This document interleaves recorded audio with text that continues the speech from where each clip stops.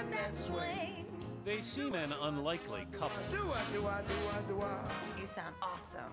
Thank you. You are you too. Like a freak of nature, how awesome you are. The gentleman jazz singer. I got rhythm, I got music, I got my gal, could ask for anything more. And the flamboyant pop star.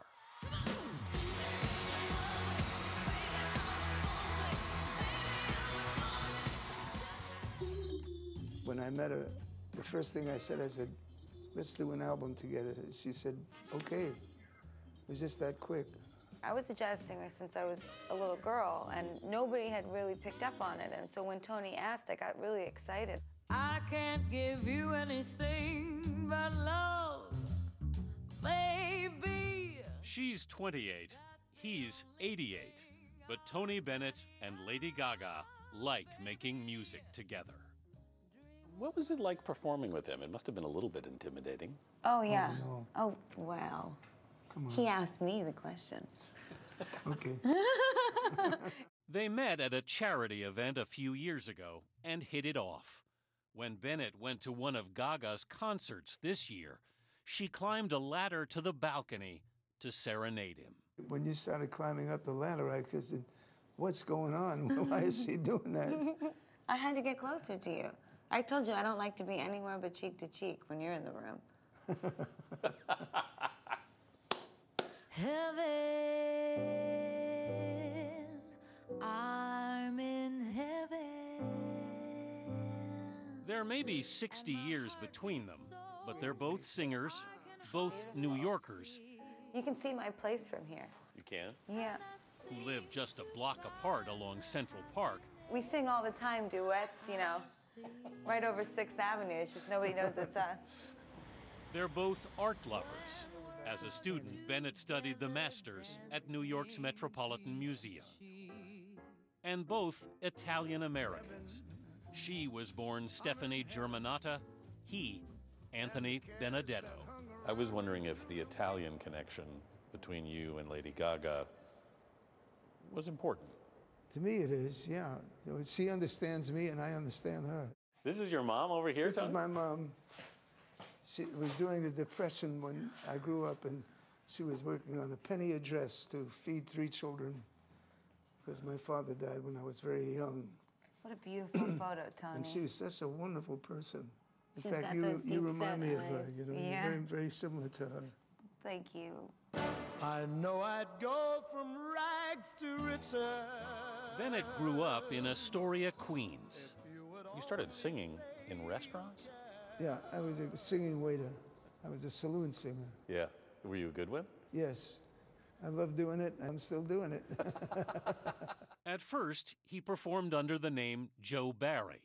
Then one night, Bob Hope gave him some advice. He said, look, you're an Italian-American. What's your real name? I said, Anthony Dominic Benedetto. Well, that's a little long. He said, but why don't we call you Tony Bennett? Bob Hope gave me my name. Signed by Columbia Records, Tony Bennett's first single, Because of You, went to #1 in 1951. Because of you. He'd score 20 top 40 hits in the decade. That old black magic has me in its spell. And just as this living legend has supported the younger Gaga, an older Italian-American singer supported him. In 1965, in a Life magazine interview, Sinatra said, for my money, Tony Bennett's the best in the business. He changed my career.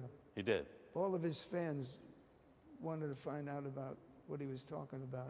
Tony's going to come on now and he's going to tear the seats out of the place for you because he's my man, this cat. Mr. Tony Bennett, thank you very much. The man who sprinted on stage at London's iTunes Festival this summer is in his 7th decade of performing, and he's had a few lessons to share with Lady Gaga about longevity. Once you go for 45,000 people a night in a big stadium, you become very famous over anybody else. But then sooner or later, someone else comes up and starts taking it away from you. Yeah. This album will prove to her that through the years, she'll always be around because it proves that she's a great performer. Do you think she was worried about that? No, I was worried about it. You were. Because I like her a lot. As a person, she's a great performer. And I know that eventually, by doing what she was doing at just that one thing, sooner or later someone's gonna come and top her. You've seen that happen. Oh, many times. Many times.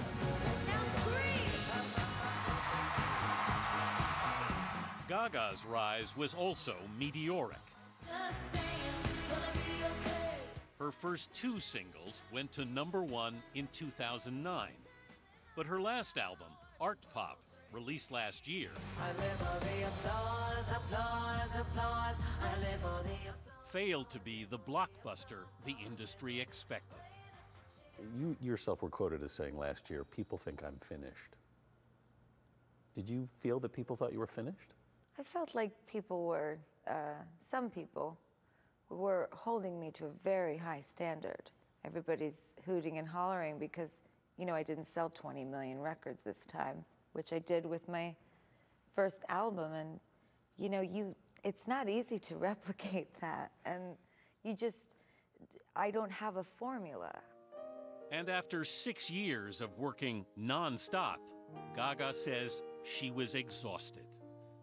You know, it's one thing to put a train on the tracks, but it's another thing to keep the train on the tracks. You can't just let the train while out on the tracks and just run out. You know, I crashed. You crashed? Sure. When did you crash? Well, I'd say sometime in the middle of last year. With everything that was happening, I just didn't even want to make music anymore.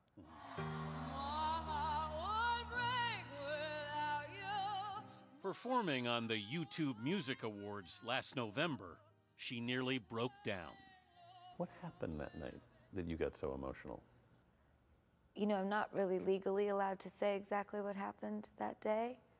But, you know, my partner left me. And he told the whole world that I left him. You were talking about your split with your manager. Yes. That's where all that emotion came from. That was very hard. The news, which broke just days before her album was to be released, shocked the music world. Troy Carter had nurtured her career for 7 years, but Gaga felt her managers were taking her for granted. I think I felt like they weren't proud. Why weren't they proud? They had moved on to other things, other business ventures, and I felt abandoned. But, you know, that's my own issues. You know, every artist needs different things. You got so much so fast. What do you want now? Just want to be happy. And I can't tell you how happy singing this music makes me. You know, excuse me. Let me ask you this. Why do you think all the other stuff didn't make you happy? It did. It did. It does. It made me so happy. I love so much every song, every performance, every moment that we've had because I have stuck to my guns. It's just that I got tired fighting to keep it my way. And, you know, Tony, that's one of the first things he said to me. He said, don't you ever, ever, ever, ever again or in the future let anybody take down the quality or the intelligence of what you do. I'm kind of embarrassed to give it to you now, you know, but I just wanted to give this to you, Tony. The day we visited the studio where Bennett still paints every day, I paint when I'm sad. Gaga brought him a gift. Oh, wow. Let me see that. It's just, I was really sad and I wanted to put all of that feeling somewhere else. And I made this. That's the demon. Yeah. And I wanted to give it to you because you have Thank so you. much to do with it being gone. I can see how intense it is, the feeling of it. Thank you, sweetheart. You're welcome. Thank you. Thanks. Thanks. I left my heart. In San Francisco last month, where Tony Bennett celebrated his 88th birthday, he looked out his hotel window that morning. there was this plane, and it was a big letters saying, "Happy birthday, Tony. Love, Lady Gaga." We went for about 3 hours. It went around San Francisco. What did you think when you saw that? She has such a taste in making wonderful things happen. What do you think you brought to Tony in this? Styling tips. I'm just kidding. You can't style Tony. I like that about him. But I hope what I've given Tony is a moment for him to really bask in how many people's lives he's really changed. That would be but beautiful.